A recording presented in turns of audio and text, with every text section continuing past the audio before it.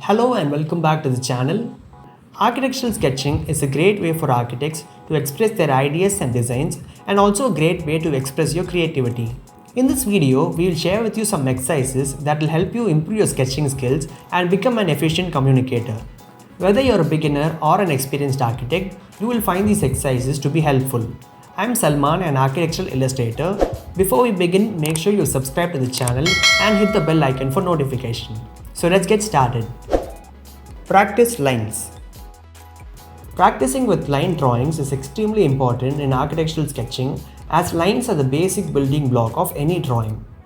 By mastering the use of lines, you can add a sense of depth, scale and proportion to your sketches, as well as add textures, shading and other details. Practicing line drawing can help you improve your hand-eye coordination, visual perception and spatial awareness.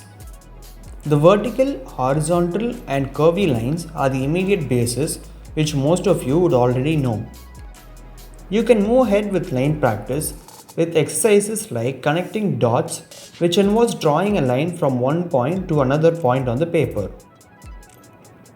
Another exercise is to draw lines from the edges of the pages to a single point in the center.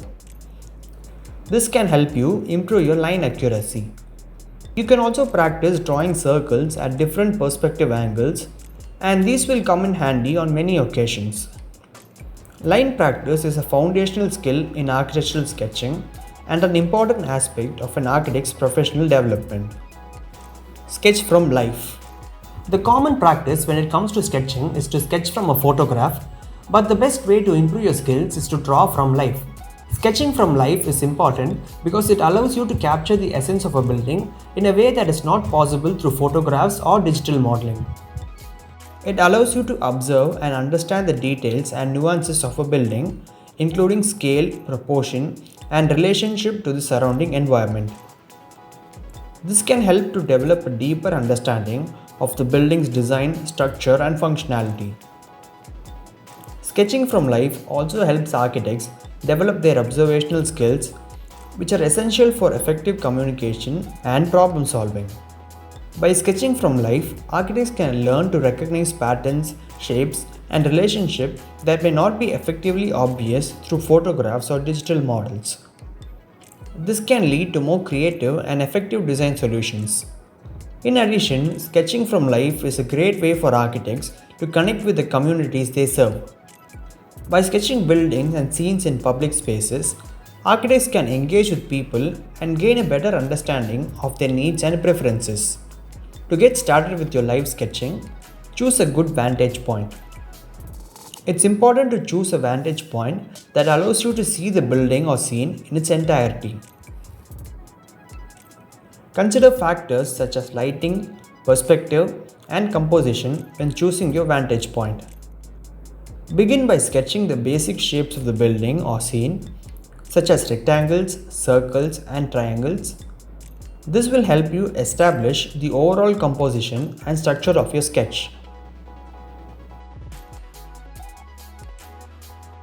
Once you have established the basic shapes, start adding details such as windows, doors, and other architectural features.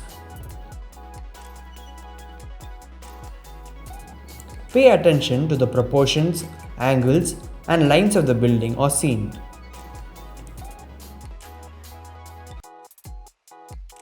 Shading is a powerful tool for creating depth and dimension in your sketches. Use light and dark shading to add depth and contrast to your sketches. Adding annotations to your sketch, such as notes about the material, colors, and textures, can help you remember important details about the building or scene. Sketching from life is slightly more difficult than from photograph because subjects keep moving and the sunlight and shadow angles change. Also, composing your subject on paper can be difficult because you don't have a specific border or frame to help you. But these can be overcome with regular practice. If you'd like to see a detailed video on sketching from life, comment down below and I'll try making it soon. Rapid sketching. The next exercise is easy and fun, but also drastically improves your architectural sketching skills over time. Rapid sketching, also known as quick sketching, is a technique that involves capturing the essence of an object or a scene using quick and scribbly lines. So to get started with this, pick any subject or an object in your room or house. It could be as small as a toy, a bottle, or a tape. If you're a beginner, I'd advise you to start really small. Now set a timer of 30 seconds, 1 minute or 2 minutes, but nothing more than that, and start to draw within the set timer. Focus on getting the shape of the object and then the smaller details in it, but do not overthink the process. Overthinking and fear will hinder this exercise, and the whole point is to get over it with this short timing. Try to capture the feel of the object with a quick sketch that reflects the shape and materiality of the subject being drawn. The resulting drawing will mostly not look very pretty, and that is totally fine, because that is not point of this exercise anyway. By giving yourself that short time limit, it will force your brain to pick up the most important details of the subject and try to record them through the sketches. This will give you an awareness of the three-dimensional quality of the subject, which can help sharpen your awareness of the spatial configuration. This is the kind of exercise that the more you do, the better the results. And it's a very simple exercise that you can do right from your desk, and spending 1 minute a day isn't difficult either.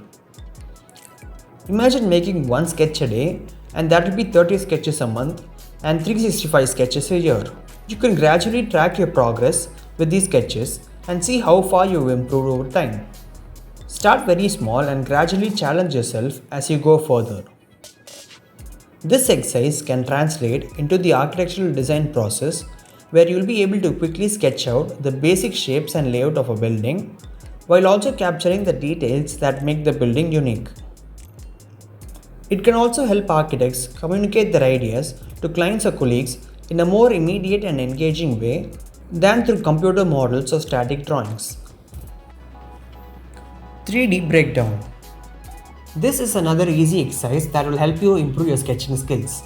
For this exercise, pick any architectural photograph from a book, newspaper, or the internet and observe how the building works as a composition of three-dimensional forms.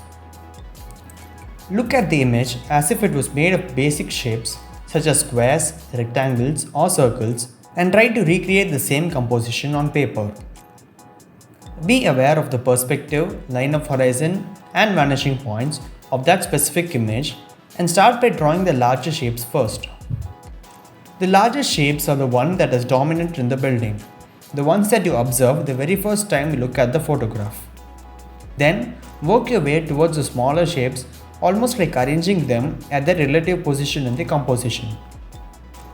You don't have to detail out the entire building as part of this exercise, but you can do it later if you wish to.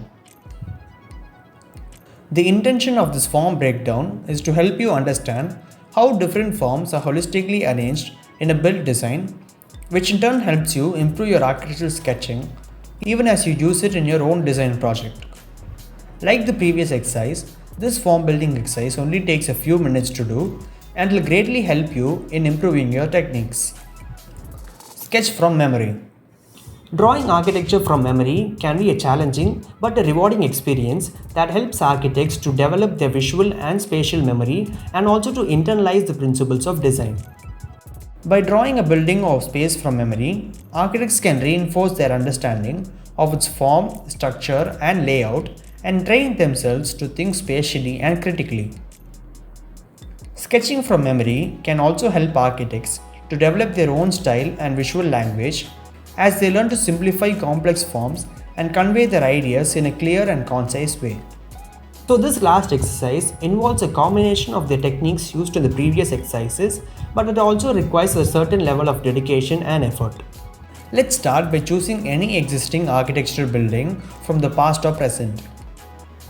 Observe the building with photographs taken from different angles and also try reading a bit about its design.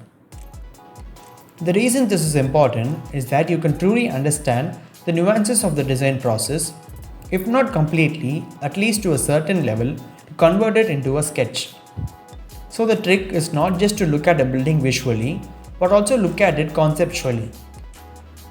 Now, try explaining the same through a series of sketches or diagrams and maybe make one large perspective view.